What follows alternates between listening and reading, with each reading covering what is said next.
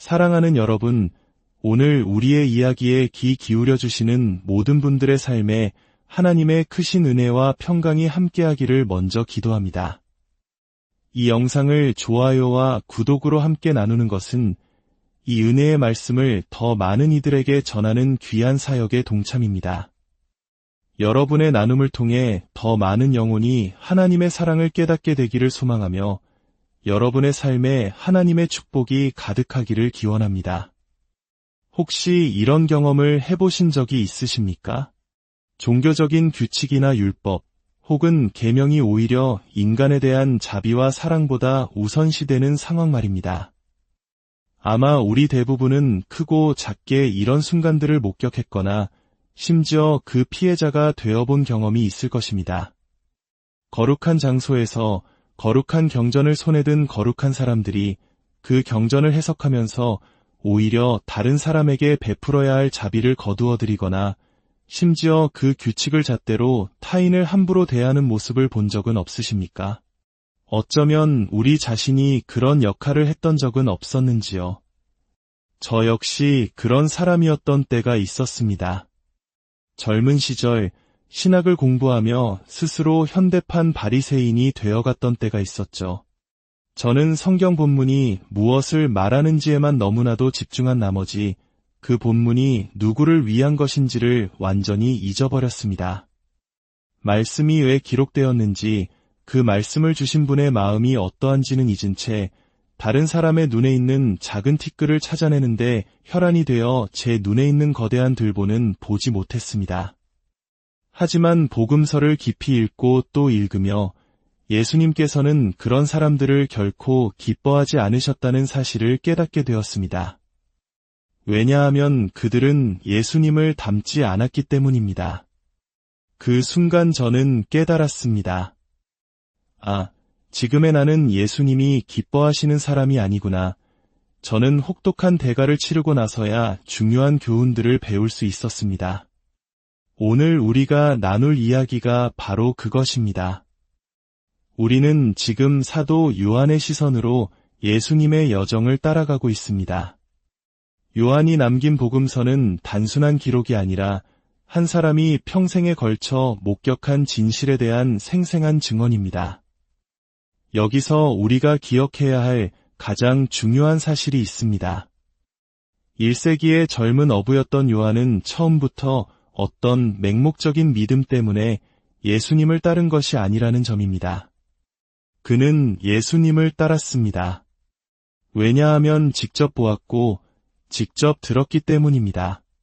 그는 예수님께서 행하신 일들을 눈으로 보고 그분의 가르침을 귀로 들었기에 마침내 이분이야말로 우리가 기다려온 메시아라는 결론에 이르게 된 것입니다. 그리고 그 확신 위에서 비로소 예수님을 자신의 메시아이자 구원자로 믿는 신앙을 고백하게 된 것이죠. 요한은 그의 서신 서두에 이렇게 기록했습니다. 태초부터 있는 생명의 말씀에 관하여는 우리가 들은 바요, 눈으로 본 바요, 자세히 보고 우리의 손으로 만진 바라. 이것은 누군가에게 전해 들은 이야기가 아닙니다. 책에서 읽은 지식도 아닙니다. 요한과 제자들은 예수님을 직접 보고 듣고 심지어 부활하신 후에는 손으로 만져보기까지 했습니다. 요한은 말합니다. 그 생명이 나타나셨다고. 예수님은 단순한 인물이 아니라 생명 그 자체이셨다고 말입니다. 그는 자신이 경험한 이 생명을 우리에게도 전하고 싶어 했습니다. 훗날 나이가 들어 노인이 된 요한은 주변 사람들의 간청에 못 이겨 예수님과 함께했던 시간을 기록으로 남기기로 결심합니다. 아마도 눈이 어두워지고 손에 힘이 없어 직접 글을 쓰지는 못하고 젊은 제자에게 자신의 기억을 구술했을 것입니다. 그렇게 탄생한 것이 바로 요한복음입니다. 하지만 요한이 이야기를 남긴 것은 단순히 과거에 있었던 일을 알려주기 위함이 아니었습니다. 그에게는 2000년이 지난 오늘을 사는 우리를 향한 분명한 목적이 있었습니다. 그는 말합니다. 오직 이것을 기록함은 너희로 예수께서 하나님의 아들 그리스도이심을 믿게 하려 하며 또 너희로 믿고 그 이름을 힘입어 생명을 얻게 하려 함이니라. 요한은 자신이 보고 들었던 것을 통해 얻은 확신과 생명을 우리도 똑같이 얻기를 바랐던 것입니다. 그는 예수님께서 행하신 수많은 기적 중에서 특별히 7가지 사건을 선택해 복음서를 구성했습니다. 이 기적들은 단순히 놀라운 사건이 아니었습니다. 그것들은 모두 예수님이 누구신지를 가리키는 표적, 즉 사인이었습니다. 예수님의 기적은 무작위로 베푸신 친절이 아니라 그분 자신의 정체성을 증명하는 분명한 증거였던 셈입니다. 요한은 말합니다. 이 표적들이 나를 설득시켰듯이 당신도 설득되기를 바랍니다. 오늘 우리는 그 3번째 표적을 살펴보고자 합니다. 이야기의 배경은 예루살렘입니다. 예수님과 제자들은 며칠에 걸쳐 갈릴리에서부터 남쪽 예루살렘으로 올라오셨습니다. 유대인의 명절을 지키기 위함이었죠. 요한은 당시 상황을 아주 구체적으로 묘사합니다. 예루살렘에 있는 양문 곁에 히브리 말로 베데스다라 하는 못이 있는데 거기 행각 5이 있고 그 안에 많은 병자, 맹인, 다리 저는 사람, 혈기 마른 사람들이 누워 물의 움직임을 기다리니. 베데스다 연못. 그곳은 당대 가장 절망적인 사람들이 모여드는 곳이었습니다. 고대 사회에는 제대로 된 의사도 약도 거의 없었습니다. 특히 로마법은 의사가 시신을 해부하는 것을 금지했기 때문에 인체에 대한 의학적 지식은 매우 부족했습니다. 의술의 혜택은 부자들의 전유물이었고 대부분의 가난하고 병든 사람들은 신전이나 미신에 의지할 수밖에 없었습니다. 베데스다 연못에는 한 가지 전설이 있었습니다.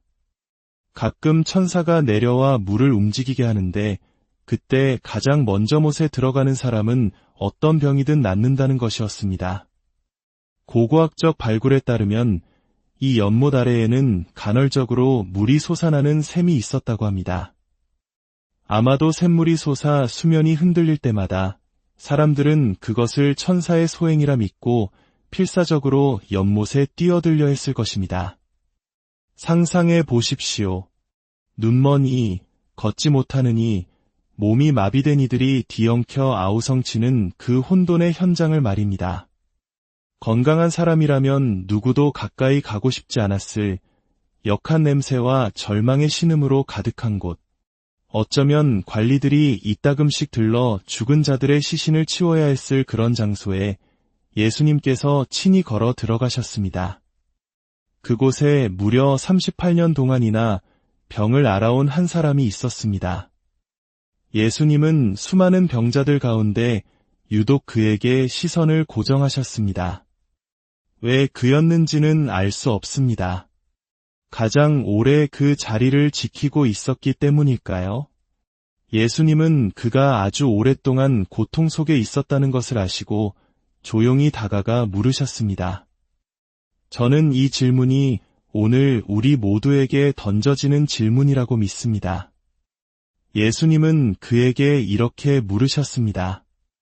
내가 낫고자 하느냐? 얼핏 들으면 이상한 질문입니다. 당연히 낫고 싶지 않겠습니까? 하지만 우리 삶을 돌아보면 이 질문은 결코 가볍지 않습니다. 정말로 낫기를 원하십니까? 때로는 아픈 채로 머무는 것이 변화를 위해 노력하는 것보다 더 쉬울 수 있습니다. 때로는 도움을 구하는 겸손함보다 아픈 상태로 남들로부터 동정을 받는 것이 더 편할 수도 있습니다. 육체의 질병이든 끊지 못하는 나쁜 습관이든 반복되는 실패의 관계든 우리는 스스로에게 정직하게 물어봐야 합니다. 나는 정말로 낫기를 원하는가? 다행히도 이 남자는 진심으로 낫기를 원했습니다. 그는 예수님이 누구신지 전혀 몰랐습니다. 그저 한 낯선 이의 질문에 자신의 처지를 하소연할 뿐이었습니다. 선생님, 물이 움직일 때에 나를 못에 넣어주는 사람이 없어 내가 가는 동안에 다른 사람이 먼저 내려가나이다. 그의 대답 속에는 38년간 쌓인 깊은 절망과 외로움이 묻어납니다. 그때 예수님께서 그에게 말씀하셨습니다. 저는 아마도 다른 사람들은 듣지 못하도록 조용히 하지만 단호하게 말씀하셨으리라 생각합니다. 일어나 내 자리를 들고 걸어가라. 일어나라는 헬라어 단어는 깨어나라, 생명으로 돌아오라는 의미를 함께 담고 있습니다. 하지만 예수님의 명령 중 이 기적을 단순한 치유가 아닌 표적으로 만든 것은 바로 그 다음 말이었습니다. 내 자리를 들고 걸어가라. 요한은 증언합니다. 그 사람이 곧 나아서 자리를 들고 걸어가니라. 즉시 일어난 기적. 38년간 굳어있던 그의 몸이 순식간에 회복되었습니다. 그는 자신의 누더기 자리를 둘둘 말아 어깨에 메고 걸었습니다. 그리고 자신을 고쳐준 이에게 감사 인사를 하려고 돌아보았을 때 예수님은 이미 군중 속으로 사라진 뒤였습니다. 그런데 예수님께서 그에게 자리를 들고 걸어가라고 명령하심으로써 의도적으로 거대한 벌집을 건드리셨습니다. 왜냐하면 그날은 바로 안식일이었기 때문입니다. 안식일의 예루살렘, 특히 성전 근처에는 바리새인들이 눈에 불을 켜고 율법을 어기는 사람이 없는지 감시하고 있었습니다. 그들은 자리를 들고 걸어가는 이 남자를 발견하고 즉시 가로막았습니다. 그리고는 이렇게 말했습니다. 오늘은 안식일이니 내가 자리를 들고 가는 것이 옳지 아니하니라. 사실 모세의 율법 자체는 안식일에 자리를 들고 가는 것을 금지하지 않았습니다.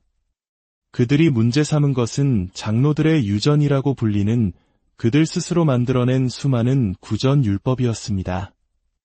그들은 본래 율법을 더 잘 지키기 위해 울타리처럼 수많은 규칙들을 만들었지만 어느새 그 울타리가 본래의 율법보다 더 중요해져 버린 것입니다. 그들은 안식일에서는 안 될 일 39가지 항목을 만들어 놓았는데 그중 하나가 바로 한 장소에서 다른 장소로 물건을 옮기는 행위였습니다. 그들의 눈에는 이 남자가 10계명 중 제4계명, 즉 안식일을 거룩하게 지키라는 명령을 어기고 있는 것으로 보였습니다. 하지만 안식일 계명의 본질은 노동으로부터의 쉼이지 사랑으로부터의 쉼이 아니었습니다. 생업으로부터의 휴식이지 자비로부터의 단절을 의미하는 것이 아니었습니다. 이것이 바로 종교인들이 저지르기 쉬운 가장 큰 오류입니다. 어떤 규칙이 존재하는 이유를 잊어버리고 그 규칙 자체인 무엇에만 집착할 때 종교는 생명을 살리는 도구가 아니라 사람을 억압하는 흉기가 되어버립니다. 이는 비단 종교뿐만이 아닙니다. 우리가 신봉하는 신학체계, 이데올로기, 정치적 신념이 그것이 섬겨야 할 사람보다 더 중요해지는 순간 우리는 하나님과 정반대의 길을 걷게 됩니다. 우리는 모두 이 거울 앞에 정직하게 서야 합니다. 사람을 위한 최선이 더 이상 나에게 가장 중요한 가치가 아닐 때 우리는 하나님과 적대적인 관계에 놓이게 됩니다. 요한이 우리에게 전해주었듯이 하나님이 세상을 이처럼 사랑하사 독생자를 주셨으니 라는 말씀처럼 하나님의 최우선 순위는 언제나 사람이기 때문입니다. 바리새인들의 비난의 남자는 이렇게 대답했습니다. 그의 대답은 참으로 명쾌합니다. 나를 낫게 한 그가 자리를 들고 걸어가라 하더이다.